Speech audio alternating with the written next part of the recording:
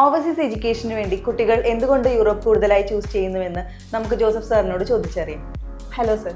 Hello sir, എന്തുകൊണ്ടാണ് ഈ overseas education രംഗത്ത് യൂറോപ്പ് ഇത്രയും പോപ്പുലർ ആയത്? യൂറോപ്പ് പോപ്പുലറായ ഡെസ്റ്റിനേഷനാണ്. അത് വളരെ കാലങ്ങൾക്ക് മുമ്പ് തന്നെ യൂറോപ്പ് ഈ ഓവർസീസ് എഡ്യൂക്കേഷൻ എന്നുള്ള കോൺസെപ്റ്റിൽ വളരെ പോപ്പുലറാണ്.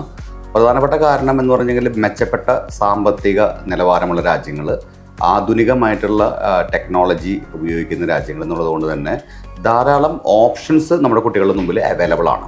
അവർക്ക് ഏറ്റവും അത്യന്താധുനികമായിട്ടുള്ള ഉപകരണങ്ങൾ വെച്ചിട്ട് അവരുടെ ലാബ് ടെസ്റ്റുകൾ, മെഡിക്കൽ പഠനങ്ങൾ, എഞ്ചിനീയറിംഗ് പഠനങ്ങൾ എന്നുള്ളവ ചെയ്ത് കഴിഞ്ഞ് കഴിഞ്ഞാൽ അവർക്ക് യൂറോപ്പിൽ മാത്രമല്ല ലോകത്തുള്ള എല്ലാ രാജ്യങ്ങളിലും, അമേരിക്ക ഉൾപ്പെടെയുള്ള രാജ്യങ്ങളിലും അവർക്ക് വളരെയധികം തൊഴിലവസരങ്ങൾ തുറന്നു കിട്ടുന്നുണ്ട്.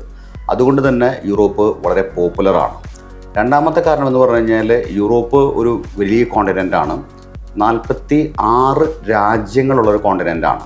അപ്പോൾ നമ്മൾ പഠിക്കുന്നത് ഒരു പക്ഷേ UK-യിലായിരിക്കും പഠിക്കുന്നുണ്ടായിരിക്കുക, അല്ലെങ്കിൽ സ്വിറ്റ്സർലാൻഡിലായിരിക്കും പഠിക്കുന്നുണ്ടായിരിക്കുക. പക്ഷേ നമുക്ക് ഈ പറയുന്ന 46 രാജ്യങ്ങളിലും നമുക്ക് ജോലി സെർച്ച് ചെയ്യാനുള്ള ഒരു ഓപ്ഷൻ കൂടി കിട്ടുന്നുണ്ട്. ഇപ്പോൾ നമ്മൾ അമേരിക്കയുടെ കേസിലൊക്കെ നോക്കുകയാണെന്നുണ്ടെങ്കിൽ അമേരിക്ക, കാനഡ, മെക്സിക്കോ ഒരു 3 രാജ്യങ്ങൾ മാത്രമാണ് ആ ഒരു കോണ്ടിനെൻറ്റിൽ വരുന്നുള്ളൂ. ഓസ്ട്രേലിയയൊക്കെ നോക്കുകയാണെന്നുണ്ടെങ്കിൽ ഒരുപക്ഷെ ഓസ്ട്രേലിയ, ന്യൂസിലൻഡ്, പാപ്പുവ ന്യൂഗിനി ഇങ്ങനത്തെ കുറച്ച് സ്ഥലങ്ങൾ മാത്രമേ അവിടെയും വരുന്നുള്ളൂ.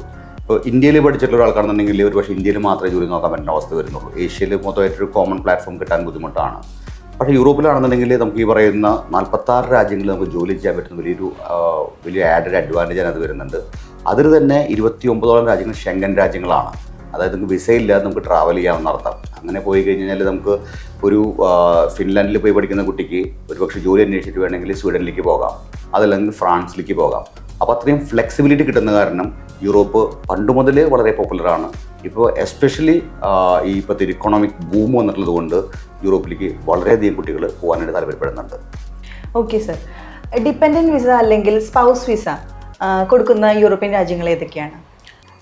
യൂറോപ്പിലെ സ്പൗസ് വിസ എന്നുള്ള കോൺസെപ്റ്റ് നമ്മൾ സംസാരിക്കുമ്പോൾ നമുക്ക് ഏറ്റവും എക്സ്പ്ലിസിറ്റ് ആയിട്ട് മനസ്സിലാവുന്നത് UK, നമ്മുടെ ഇംഗ്ലണ്ടിൻ്റെ കോൺസെപ്റ്റാണ്. നമ്മളുടെ നാട്ടിൽ ധാരാളം കുട്ടികൾ UK-യിലേക്ക് പോയിട്ടുണ്ട്. അതിൽ പലരും അവരുടെ സ്പൗസിനെ, കുട്ടികളെ കൊണ്ടുപോയിട്ടുണ്ടായിരുന്നു. കഴിഞ്ഞ വർഷമാണ് UK-യിൽ ആ ഒരു നിയമത്തിൽ ചെറിയൊരു മാറ്റം വന്നത്. അവർക്ക് എല്ലാ പ്രൊഫഷൻസിലേക്കുള്ള വിസ ചെയ്യുമ്പോഴും അവർക്ക് സ്പൗസിനെ കൊണ്ടുപോകാൻ പറ്റില്ല. ചെറിയ ഓപ്ഷൻസ് ഇപ്പോഴും UK-യിൽ അവൈലബിൾ ആണ്. എങ്കിലും നമ്മൾ ജനറലായിട്ട് പറയുമ്പം UK സ്പൗസ് ഫ്രണ്ട്ലി അല്ല സ്റ്റുഡൻസിൻ്റെ കേസിൽ നിന്ന് നമുക്ക് പറയാൻ പറ്റും. ഇനി വേറെ എവിടെയൊക്കെയാണ് ചെയ്യാൻ പറ്റുക എന്ന് ചോദിക്കുകയാണെന്നുണ്ടെങ്കിൽ നമുക്ക് യൂറോപ്പിലെ പറയാൻ പറ്റുന്ന രാജ്യങ്ങളിലെ സ്കാൻഡിനേവിയൻ കൺട്രീസ്, അതിൽ അവർ ഇതിനൊക്കെ പ്രൊമോട്ട് ചെയ്യുന്നുണ്ട്. അതിൽ നമുക്ക് വിസ കിട്ടാനായിട്ട് പോസിബിലിറ്റി കൂടുതലുള്ളത് ഫിൻലാൻഡാണ്. ഈ പറയുന്ന നോർവേ, ഡെൻമാർക്ക് എന്നീ രാജ്യങ്ങളിലും അവരിത് നമ്മൾക്ക് പ്രൊമോട്ട് ചെയ്യുന്നുണ്ട്. ഇതിൽ നമ്മൾക്ക് കുട്ടികൾ അപ്ലൈ ചെയ്യുമ്പോൾ മാസ്റ്റേഴ്സിന് മാത്രമേ നമുക്ക് സ്പൗസ് വിസ അല്ലെങ്കിൽ ഡിപ്പെൻഡൻറ്റ് വിസ കിട്ടുകയുള്ളൂ. നമുക്ക് ഫ്രാൻസിൽ അതിനുള്ള ഓപ്ഷൻസ് ഇല്ല, ജർമ്മനിയിൽ അതിനുള്ള ഓപ്ഷൻസ് ഇല്ല. ഓപ്ഷൻസ് കൂടുതലും കൊടുക്കുന്നത് ഫിൻലാൻഡാണ് കൊടുക്കുന്നത്. ഫിൻലാൻഡിൽ പഠിക്കാൻ പോകുകയാണെന്നുണ്ടെങ്കിൽ മാസ്റ്റേഴ്സ് പഠിക്കാൻ പോകുന്ന കുട്ടികൾക്ക് സ്പൗസ് വിസ അവൈലബിൾ ആണ്. ആ കുട്ടികൾക്ക് ഈ സെപ്റ്റംബറിലുള്ള ഇൻടേക്കിനും അപ്ലൈ ചെയ്യാവുന്നതാണ്. അതുപോലെ തന്നെ അവർക്ക് ജാനുവരിയിൽ ഒരു ഇൻടേക്ക് വരുന്നുണ്ട്. ആ ജാനുവരി ഇൻടേക്കിലും അവർക്ക് സ്പൗസിനെ കൊണ്ടുപോകാൻ പറ്റുന്നതാണ്. ഇനി UK-യുടെ ഓപ്ഷൻസിലും UK-യിലും നമുക്ക് സ്പൗസിനെ കൊണ്ടുപോകാനുള്ള ഓപ്ഷൻസ് ഉണ്ട്. UK-യിൽ നമുക്ക് റെഗുലറായിട്ടുള്ള മാസ്റ്റർ പ്രോഗ്രാംസിന് നമുക്ക് UK-യിലേക്ക് കൊണ്ടുപോകാൻ പറ്റില്ലെങ്കിൽ കൂടി നമുക്ക് ഒരു റിസർച്ച് പ്രോഗ്രാം ഉണ്ട്. നമ്മൾ 4 വർഷത്തെ PhD പ്രോഗ്രാം അല്ല പറയുന്നത്, 1 വർഷത്തെ റിസർച്ച് പ്രോഗ്രാം ഉണ്ട്. അതിന് മാസ്റ്റർ ഓഫ് റിസർച്ച് എന്നാണ് പറയുന്നത്. ആ പ്രോഗ്രാമിന് എല്ലാ യൂണിവേഴ്സിറ്റികളും അനുവദിക്കുന്നില്ല. 8 യൂണിവേഴ്സിറ്റികളോളം അത് അനുവദിക്കുന്നുണ്ട്. ആ യൂണിവേഴ്സിറ്റികൾക്കുള്ള അഡ്മിഷൻ നമുക്ക് എടുത്തു കൊടുക്കാവുന്നതാണ്. കുട്ടികൾക്ക് ആവശ്യമുള്ള ക്വാളിഫിക്കേഷൻ എന്ന് പറയുന്നത് ഈ പറയുന്ന റെഗുലറായിട്ടുള്ള ഒരു ബിരുദവും, ഇനി ബിരുദാനന്തര ബിരുദം ഉള്ള കുട്ടികൾക്കാണെന്നുണ്ടെങ്കിൽ കൂടി ഈ പറയുന്ന MRes എന്നുള്ള കോഴ്സ് അപ്ലൈ ചെയ്യാവുന്നതാണ്. ആ കോഴ്സിലേക്ക് നമുക്ക് സ്റ്റുഡൻറ്റ് പോകുന്ന സമയത്ത് തന്നെ സ്റ്റുഡൻറ്റിൻ്റെ ഒപ്പം തന്നെ സ്റ്റുഡൻറ്റിൻ്റെ സ്പൗസിനെയും കുട്ടികളെയും കൊണ്ടുപോകാവുന്നതാണ്.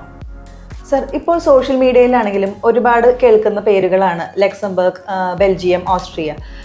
ഈ രാജ്യങ്ങളിലെ പഠനവും തുടർന്നുള്ള ജോലി സാധ്യതകളും എന്തൊക്കെയാണ്?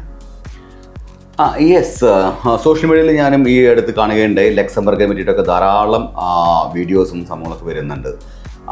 Yes, Luxembourg one of the richest countries in the world ആണ്. അതിൻ്റെ ഒരു പ്രധാന കാരണം എന്ന് പറഞ്ഞു കഴിഞ്ഞാൽ അവിടെ നടക്കുന്ന വളരെയധികം ബിസിനസ്സുകൾ നടക്കുന്നുണ്ട്. പോപ്പുലേഷൻ വളരെ ചെറിയ പോപ്പുലേഷൻ മാത്രമേ ഉള്ളൂ. അപ്പോൾ നമ്മൾ നോക്കുമ്പോൾ ഈ പെർ ക്യാപിറ്റ ഇൻകം എന്നുള്ളത് അവിടെ വളരെ കൂടുതലാണ് എന്നുള്ളൊരു കോൺസെപ്റ്റ് കാരണമാണ് ലക്സംബർഗ് എപ്പോഴും ടോപ്പ് ലിസ്റ്റിൽ വരുന്നത്, റിച്ചസ്റ്റ് കൺട്രി എന്നൊക്കെ പറയുന്നത്. പക്ഷേ നമ്മളതിൻ്റെ റിയാലിറ്റി നോക്കുകയാണെന്നുണ്ടെങ്കിൽ വളരെയധികം ജോബ് ഓപ്പർച്യൂണിറ്റീസ് ഉള്ള രാജ്യമായിട്ട് ലക്സംബർഗിനെ കണക്കാക്കുന്നില്ല. മിക്കവാറും അവരുടെ ബിസിനസ് എന്ന് പറയുന്നത് ഇമ്പോർട്ട് എക്സ്പോർട്ട് ബേസ്ഡ് ആയിട്ടുള്ള കാര്യങ്ങളാണ്. അവിടെ തന്നെ നടക്കുന്ന പ്രൊഡക്ഷൻസ് റിലേറ്റീവ്ലി കുറവാണ്. അപ്പം അവിടെ നമുക്ക് ധാരാളം ഓപ്പർച്യൂണിറ്റീസ് വരുന്നില്ല, ജനസംഖ്യ കുറവാണ്. പക്ഷേ അവിടെ പഠിപ്പിക്കുന്ന കോഴ്സുകൾ അത്യാവശ്യം നല്ല കോഴ്സുകളാണ്, അത്ര എക്സ്പെൻസീവ് ആയിട്ടുള്ള കോഴ്സുകളല്ല. അവിടെ വിസയുടെ കേസിൽ നല്ലോണം ബുദ്ധിമുട്ടുകളുണ്ട്. വിസ കിട്ടാനായിട്ട് പ്രയാസമാണ് ആ രാജ്യത്തേക്കായിട്ട്. കാരണം കണ്ടമാനം ആൾക്കാർ ഈ പറഞ്ഞ പോലെ അവിടെ പഠിക്കാനായിട്ടല്ല ജോലി അന്വേഷിക്കാനായിട്ട് വരുന്നത് എന്നുള്ളത് കൊണ്ട് തന്നെ ലക്സംബർഗ് ഗവൺമെൻറ് ഇമിഗ്രേഷൻ സ്റ്റുഡൻറ്റ് വിസയുടെ കേസിൽ വളരെ സ്ട്രിക്റ്റ് ആയിട്ടുള്ള റൂൾസാണ് ഫോളോ ചെയ്യുന്നത്. ഒരുപക്ഷെ ഞാൻ നേരത്തെ സൂചിപ്പിച്ച പോലെ തന്നെ ഒരു 6 മാസമൊക്കെ സമയമെടുക്കാം കുട്ടികൾക്ക് യൂറോപ്പിലേക്ക് ട്രൈ ചെയ്യുമ്പോൾ എന്ന് പറഞ്ഞത്. ലക്സംബർഗിൻ്റെ കേസിലാണെങ്കിൽ 1 വർഷത്തോളം സമയമെടുക്കാം. അപ്പോൾ അത്രയും ഒരു ലോങ് വെയിറ്റിംഗ് പീരീഡ് ഉണ്ടെങ്കിൽ മാത്രമേ കുട്ടികൾ ലക്സംബർഗിലേക്ക് വേണ്ടി ട്രൈ ചെയ്തിട്ട് കാര്യമുള്ളൂ എന്നുള്ളതാണ് ഒരു പ്രധാന പോയിന്റ്. പക്ഷേ അവർ രാജ്യം നല്ലതാണ്, അവിടെ വളരെയധികം ജോലി സാധ്യതകളില്ലെങ്കിലും ഉള്ള ജോലികൾക്ക് നല്ല ശമ്പളം ഉള്ളതാണ്. അവിടുത്തെ എഡ്യൂക്കേഷനും തരക്കേടില്ലാത്ത എഡ്യൂക്കേഷനാണ്. അടുത്ത് കിടക്കുന്ന ഫ്രാൻസ് പോലത്തെ രാജ്യങ്ങളൊക്കെയാണ്. So they are very good country. നമുക്ക് അതിൻ്റെ ഒപ്പം തന്നെ കമ്പയർ ചെയ്യാവുന്ന ഒരു രാജ്യമാണ് ബെൽജിയം. ബെൽജിയം ഇതുപോലെ തന്നെ ആക്ച്വലി യൂറോപ്പിൽ തന്നെ ഏറ്റവും പോപ്പുലേഷൻ കൂടിയ രാജ്യമാണ് ബെൽജിയം. ഏറ്റവും കൂടുതൽ ഇൻഡസ്ട്രീസ് ഉള്ള രാജ്യമാണ് ബെൽജിയം. നമ്മുടെ നാട്ടിലേക്ക് വരുന്ന പല അഗ്രികൾച്ചർ പ്രൊഡക്റ്റുകളും, ഇപ്പോൾ വളരെ കോമൺ ആയിട്ട് അറിയുന്ന ഫ്രഞ്ച് ഫ്രൈസ് പോലത്തെ പ്രൊഡക്റ്റുകൾ അല്ലെങ്കിൽ ഫ്രോസൺ വെജിറ്റബിൾസ്, ഇതൊക്കെ വരുന്നത് ബെൽജിയത്തിൽ നിന്നാണ് വരുന്നത്. അപ്പം Belgium is known to be a very industrialised country. അവിടെ ധാരാളം ഓപ്പർച്യൂണിറ്റീസ് നമുക്ക് വരുന്നുണ്ട്.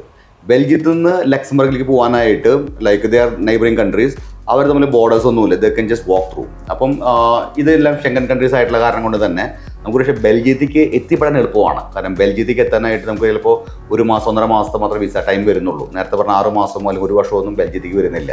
നമുക്ക് സിമ്പിളായിട്ട് വിസ അപ്ലൈ ചെയ്ത് കഴിഞ്ഞാൽ നമുക്ക് ബെൽജിയത്തേക്ക് എത്താം. അവിടുത്തെ പഠനം നിങ്ങൾക്ക് 1 വർഷത്തെ ഡിപ്ലോമ കോഴ്സിൽ ചെയ്യാം, അതല്ലാതെ 2 വർഷത്തെ മാസ്റ്റേഴ്സ് ചെയ്യാം, അല്ലെങ്കിൽ 3 വർഷത്തെ ബാച്ചിലേഴ്സ് ചെയ്യാം. ഇത് കഴിഞ്ഞ് കഴിഞ്ഞാൽ നിങ്ങൾക്ക് സ്റ്റേ ബാക്കിൻ്റെ സമയമുണ്ട്. പഠിക്കുന്ന സമയത്തും പുറത്തു നിങ്ങൾക്ക് പോകാം, പഠിച്ച് കഴിഞ്ഞിട്ട് സ്റ്റേ ബാക്കിൻ്റെ സമയത്ത് നിങ്ങൾക്ക് പോകാം.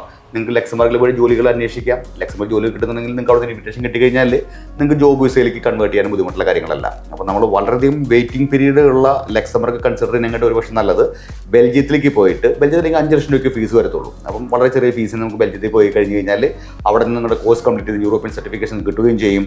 അതിനോട് നിങ്ങൾക്ക് ബെൽജിയത്തിൽ ജോലി അന്വേഷിക്കാം, ലക്സംബർഗിലും അന്വേഷിക്കാൻ പറ്റുന്നതാണ്. പിന്നെ താങ്കൾ സൂചിപ്പിച്ച രാജ്യം ഓസ്ട്രിയ ആയിരുന്നു. പല കുട്ടികൾക്ക് കൺഫ്യൂഷൻ വരുന്നതാണ് ഓസ്ട്രിയ ആൻഡ് ഓസ്ട്രേലിയ എന്നുള്ളത്. ഓസ്ട്രേലിയ വലിയ രാജ്യമാണ്, ഒരു കോണ്ടിനെൻ്റ് കൂടിയാണ്. ഓസ്ട്രിയ എന്ന് പറയുന്നത് ഒരു കൊച്ചു രാജ്യമാണ്, ജർമ്മനിക്ക് അടുത്ത് കിടക്കുന്ന ഒരു കൊച്ചു രാജ്യമാണ്. വളരെ ഫേമസ് ആയിട്ടുള്ള UN ഒക്കെ ഓഫീസ് ഇരിക്കുന്നത് വിയന്ന, അതൊക്കെ ഓസ്ട്രിയയിലാണ് ഇരിക്കുന്നത്. പക്ഷേ വളരെയധികം ജോലി സാധ്യതകളുണ്ട് എന്ന് പറയാൻ പറ്റില്ല. ഒരു കൊച്ചു രാജ്യമാണ്.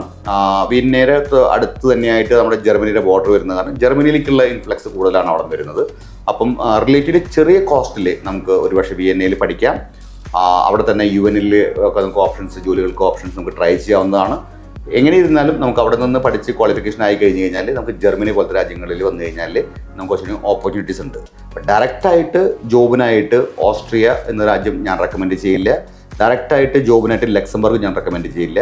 ഒരു പക്ഷേ നിങ്ങൾക്ക് ഐഡിയൽ സൊല്യൂഷൻ വരുന്നത് ബെൽജിയം പോലത്തെ രാജ്യങ്ങളായിരിക്കും. സർ, യൂറോപ്പിൽ ഫ്രീ എഡ്യൂക്കേഷൻ കൊടുക്കുന്ന രാജ്യങ്ങളുണ്ടെന്ന് കേട്ടിട്ടുണ്ട്, അത് ഏതൊക്കെയാണ്? യൂറോപ്പിൽ ഫ്രീ എഡ്യൂക്കേഷൻ കൊടുക്കുന്ന രാജ്യങ്ങൾ ഒരു 4-5 രാജ്യങ്ങൾ എനിക്ക് പെട്ടെന്ന് പറയാൻ പറ്റും. പക്ഷേ പ്രാക്ടിക്കലായിട്ട് നോക്കുകയാണെന്നുണ്ടെങ്കിൽ ഒരു രാജ്യമേ ഉള്ളൂ, അത് ജർമ്മനിയാണ്. ജർമ്മനിയിൽ നമുക്ക് ഫ്രീ എഡ്യൂക്കേഷൻ കിട്ടുന്നുണ്ട്. ഇനി ജർമ്മനി കൂടാതെ ഫ്രീ എഡ്യൂക്കേഷൻ കൊടുക്കുന്നത് ഡെൻമാർക്കിൽ ഫ്രീ എഡ്യൂക്കേഷൻ കൊടുക്കുന്നുണ്ട്.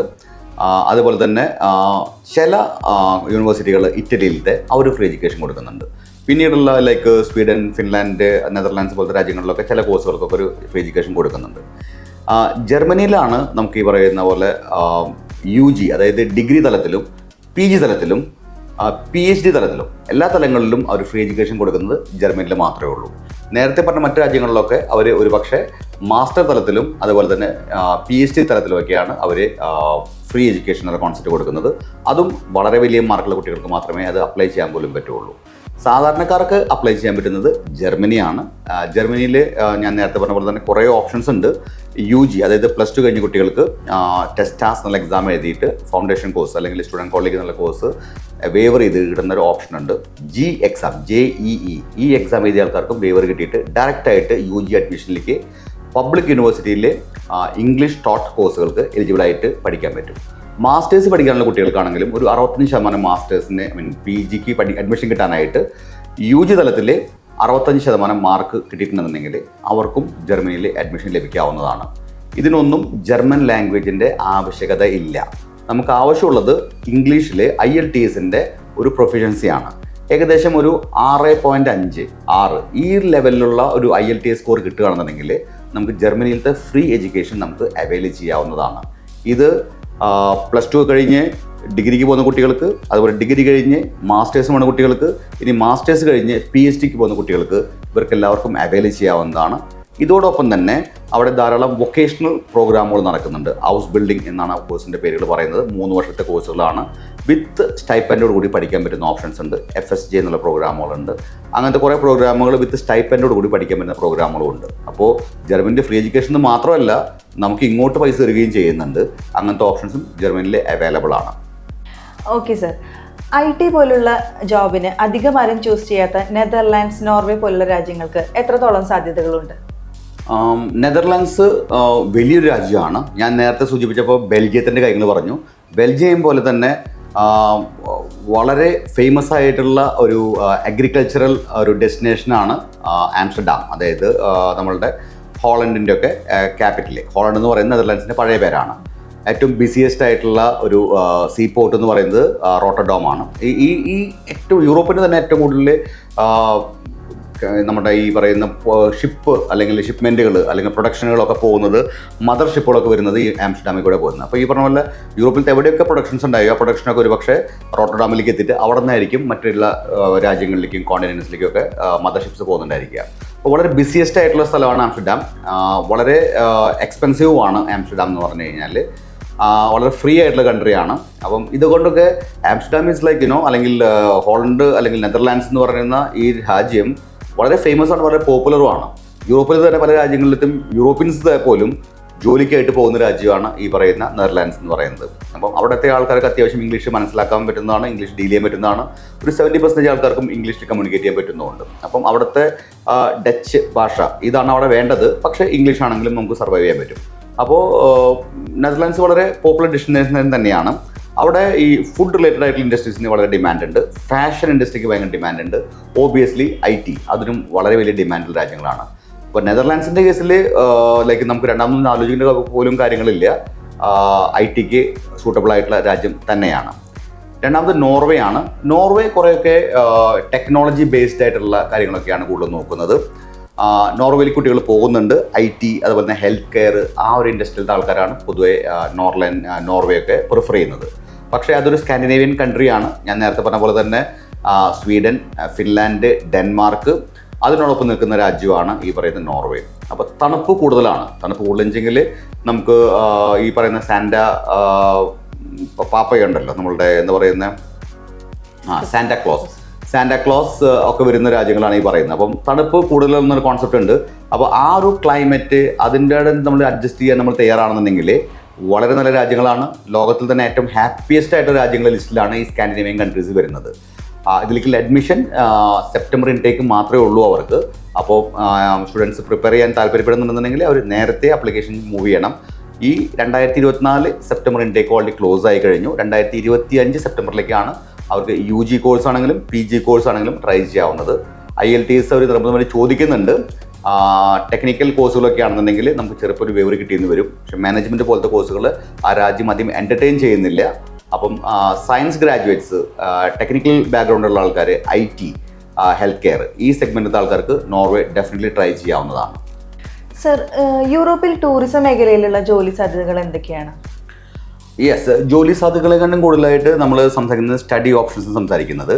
കാരണം ഓബിയസ്ലി നമുക്ക് ജോലി സാധ്യതകൾ ഉണ്ടെങ്കിലേ അവിടെ പഠിച്ചിട്ട് കാര്യമുള്ളൂ. അപ്പോൾ ആ അർത്ഥത്തിൽ താങ്കൾ ചോദിച്ചത് ശരിയാണ്. അവിടുത്തെ ജോബ് ഓപ്പർച്യൂണിറ്റീസ് എന്തോരം ഉണ്ടെന്നുള്ളത്. യൂറോപ്പിൽ ധാരാളം ജോബ് ഓപ്പർച്യൂണിറ്റീസ് ഉണ്ട്. കാരണം ഞാൻ നേരത്തെ പറഞ്ഞതിനാണ് ഒരു കാരണം. 29 രാജ്യങ്ങൾ ഷെങ്കൻ സോണാണ്. അതായത് 29 രാജ്യങ്ങളിലും അങ്ങോട്ടും ഇങ്ങോട്ടും യാത്ര ചെയ്യുന്നുണ്ടെങ്കിൽ നമുക്ക് വിസയുടെയോ പാസ്പോർട്ടിൻ്റെയോ ആവശ്യമില്ല. നമുക്ക് നടന്ന് വേണമെങ്കിൽ പോവാം, ട്രെയിനിൽ വേണമെങ്കിൽ പോവാം, ബസ്സിൽ വേണമെങ്കിൽ പോവാം, ഫ്ലൈറ്റിൽ വേണമെങ്കിൽ പോവാം. നമുക്ക് അവിടെ ഇമിഗ്രേഷൻ ചെക്സ് ഇല്ല. അത് യൂറോപ്പ് അത് ഇൻട്രൊഡ്യൂസ് ചെയ്തിട്ട് തന്നെ ടൂറിസം ഡെവലപ്പ് ചെയ്യാൻ വേണ്ടിയിട്ടാണ്. ഈ ഷെങ്കൻ വിസ എന്ന് പറയുന്നത് തന്നെ ഒരു ആക്ച്വലി ട്രാവൽ വിസയാണ്. ആക്ച്വലി ഈ 29 രാജ്യങ്ങളിലേക്ക് നമുക്ക് മൂവ് ചെയ്യാൻ പറ്റും.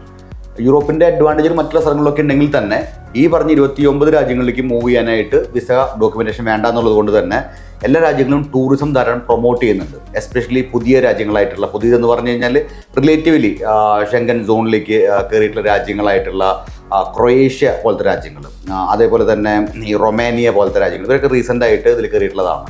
നമ്മൾ നോക്കുമ്പം ലാറ്റ്വിയ എന്നുള്ളൊരു ഏരിയ വരുന്നുണ്ട്. അവിടെ ധാരാളം ടൂറിസ്റ്റുകൾ വരുന്നതാണ്. കാരണം യൂറോപ്യൻ കൾച്ചറിൽ തന്നെ അവർ 5 ദിവസം വർക്കിങ്ങും അത് വെള്ളിയാഴ്ച ആയി കഴിഞ്ഞാൽ അവരുടെ വീക്കെൻഡ് സ്റ്റാർട്ട് ചെയ്യുന്ന ദിവസങ്ങളാണ്. ആ ശനിയും ഞായറും കൊണ്ട് മുഴുവൻ പൈസയും അവർ സ്പെൻഡ് ചെയ്യുന്ന ഒരു കൾച്ചറാണ് യൂറോപ്പിലുള്ളത്. അപ്പോൾ ഈ പറഞ്ഞ പോലെ ഒരു രാജ്യത്തിൽ നിന്ന് മാത്രം മൂവ് ചെയ്യേണ്ട കാര്യങ്ങളില്ല. ഇപ്പം 29 രാജ്യങ്ങളിലും ആൾക്കാർക്ക് മൂവ് ചെയ്യാനുള്ള സ്വാതന്ത്ര്യം കിട്ടിയിട്ടുള്ളത് കൊണ്ട് യൂറോപ്യൻസ് വളരെയധികം ഫ്രീക്വൻ്റ് ആയിട്ട് ട്രാവൽ ചെയ്യുന്ന ആൾക്കാരാണ്. യൂറോപ്പിൽ പുറത്തുള്ള ആൾക്കാരും ധാരാളം യൂറോപ്പിലേക്ക് വരുന്നുണ്ട്, യൂറോപ്പിനകത്ത് ആൾക്കാരുടെ കാര്യം ധാരാളം വരുന്നത്. അപ്പോൾ ടൂറിസം വൈസ് ഈ പറയുന്ന യൂറോപ്പിലെ ഡെവലപ്മെൻറ്റുകൾ എല്ലാ സമയത്തും നടന്നുകൊണ്ടിരിക്കുന്നുണ്ട്. ധാരാളം ഓപ്പർച്യൂണിറ്റീസ് ഉണ്ട്, ധാരാളം കുട്ടികൾ പോകുന്നുണ്ട്. ഇപ്പം ഒരു വർഷം നിങ്ങളൊക്കെ സ്ലോവേനിയ അല്ലെങ്കിൽ സ്ലോവാക്കിയ എന്ന രാജ്യങ്ങളൊക്കെ ഉണ്ടാവും. വളരെ ബ്യൂട്ടിഫുൾ ആയിട്ടുള്ള കൺട്രീസാണ്. വെറുതെ ഫോട്ടോ എടുക്കാൻ വേണ്ടി മാത്രമായിട്ട് അവിടേക്ക് പോകാൻ പറ്റിയിട്ടുള്ള അത്ര നാച്ചുറൽ ബ്യൂട്ടി ആയിട്ടുള്ള രാജ്യങ്ങളാണ്. ഒരു പക്ഷേ നമ്മൾ ന്യൂസിലാൻഡിനെ പറ്റിയൊക്കെ പറയും ഏറ്റവും ഭംഗിയുള്ള ഫോട്ടോ എടുക്കാൻ പറ്റിയ സ്ഥലം എന്നൊക്കെ പറയും. അത്രയും ഭംഗിയുള്ള രാജ്യമാണ് ഈ സ്ലോവേനിയ അല്ലെങ്കിൽ സ്ലോവാക്കിയ എന്ന രാജ്യങ്ങളൊക്കെ. ഈ രാജ്യങ്ങളിലൊക്കെ ടൂറിസം കൊണ്ട് തന്നെയാണ് അവർ മുന്നോട്ട് പോയിക്കൊണ്ടിരിക്കുന്നത്. ഫ്രാൻസ് ഇതുപോലെ തന്നെ ഒരു ടൂറിസം ഡെസ്റ്റിനേഷനാണ്. ഈഫൽ ടവേഴ്സ് കാണാൻ വേണ്ടി മാത്രമായിട്ട് അവിടെ ടൂറിസ്റ്റുകൾ പോകുന്നുണ്ട്. ഈ വർഷത്തെ ഒളിമ്പിക്സ് നടക്കുന്നത് ഫ്രാൻസിലാണ്. മാൾട്ട ഒരു കൊച്ചു രാജ്യമാണ്, ഇറ്റലിയിൽ തൊട്ട് താഴെ കിടക്കുന്ന രാജ്യമാണ്. അപ്പോൾ എല്ലാ രാജ്യങ്ങളിലും ടൂറിസത്തിൻ്റെ ഒരു വലിയൊരു എലമെൻ്റ് അവിടെ നിൽക്കുന്നത് കൊണ്ട് തന്നെ ടൂറിസം അല്ലെങ്കിൽ ഹോട്ടൽ ബന്ധപ്പെട്ടുള്ള ജോലികൾക്കൊക്കെ ധാരാളം അവസരങ്ങളുണ്ട്. ഈ പറഞ്ഞ രാജ്യങ്ങളിലൊപ്പം തന്നെ ഇതൊക്കെ കുറച്ചുകൂടി നേരത്തെ പറഞ്ഞ പോലെ തന്നെ ഒരു ലോ ബഡ്ജറ്റഡ് ആയിട്ടുള്ള രാജ്യങ്ങളാണെന്ന് പറയുന്നതെങ്കിൽ ഏറ്റവും എക്സ്പെൻസീവ് ആയിട്ടുള്ള ഒരു രാജ്യം കൂടി കിടക്കുന്നത് യൂറോപ്പിൽ തന്നെയാണ്, വിച്ച് ഇസ് സ്വിറ്റ്സർലാൻഡ്. നമ്മൾ ഇന്ത്യക്കാർക്ക് എല്ലാവർക്കും അറിയാം. ഒരു പക്ഷേ എല്ലാ ബോളിവുഡ് മൂവീസിലൊക്കെ നമ്മൾ സിനിമയുടെ സോങ് സീൻസ് കാണുന്ന സമയത്ത് പോകുന്ന രാജ്യമാണ് സ്വിറ്റ്സർലാൻഡ്. സ്വിസ് വാച്ചുകൾ, സ്വിസ് ബാങ്ക്, നമുക്ക് ലക്ഷറിക്ക് ഒരു അവസാനം വാക്കുന്നുണ്ടെങ്കിൽ അത് സ്വിറ്റ്സർലാൻഡാണ്. അവിടുത്തെ ഹോട്ടൽ ഇൻഡസ്ട്രി വളരെ വളരെ വലിയ ഇൻഡസ്ട്രിയാണ്. അവിടെ നമുക്ക് പഠിക്കാനായിട്ട് പോകാം. പക്ഷേ അവിടെ കോസ്റ്റ് കൂടുതലാണ്. ഞാൻ എപ്പോഴും റെക്കമെൻഡ് ചെയ്യുന്നത് വെച്ചെങ്കിൽ നമുക്ക് ടൂറിസത്തിൻ്റെ ഭാഗമാവാനും ഹോട്ടൽ ഇൻഡസ്ട്രിയുടെ ഭാഗമാവാനും പറ്റും. നമ്മളൊരു പക്ഷേ ഈ ലാറ്റ്വിയ പോലത്തെ രാജ്യങ്ങളിൽ അല്ലെങ്കിൽ മാൾട്ട പോലത്തെ രാജ്യങ്ങളിൽ നമുക്ക് 3 ലക്ഷം രൂപ 3.5 ലക്ഷം രൂപ കോസ്റ്റിന് മാത്രം പഠിക്കാൻ പറ്റി കഴിഞ്ഞാൽ നമുക്ക് ഈ പറഞ്ഞ സ്വിറ്റ്സർലാൻഡിന് പോയിട്ട് ജോലി ചെയ്യാനുള്ള ഒരു ഓപ്ഷൻ അവൈലബിൾ ആയിക്കൊണ്ടിരിക്കുകയാണ്. അപ്പം ടൂറിസം പഠിക്കാവുന്ന ആൾക്കാർക്ക് യൂറോപ്പ് ഈസ് ഓൾവേസ് വെൽക്കം. നിങ്ങൾക്ക് കുക്കിംഗ് അറിയാമെങ്കിൽ യൂറോപ്പ് ഈസ് ഈവൻ ബെറ്റർ. യൂറോപ്പിനെ പറ്റി ഇത്രയധികം ഇൻഫർമേഷൻസ് തന്ന സാറിന് താങ്ക് യു. ഇതുപോലെ തന്നെ നമുക്ക് യൂറോപ്പിൻ്റെ ഇത്രയും ഇൻഫർമേഷൻസ്, ഇതിനോടൊപ്പം തന്നെ സ്കോളർഷിപ്പിൻ്റെ കാര്യങ്ങൾ, ഈ കാര്യങ്ങൾക്കൊക്കെ ആയിട്ട് എഡ്യൂഫ്ലൈ നിങ്ങൾക്ക് ആവശ്യമുള്ള സാഹചര്യങ്ങൾ ഒരുക്കി തരുന്നുണ്ട്. അപ്പം യൂറോപ്പിലേക്ക് പോകാൻ ഉദ്ദേശിക്കുന്ന കുട്ടികളൊക്കെ ആണെന്നുണ്ടെങ്കിൽ എഡ്യൂഫ്ലൈ ആയിട്ട് എത്രയും പെട്ടെന്ന് ബന്ധപ്പെടുക.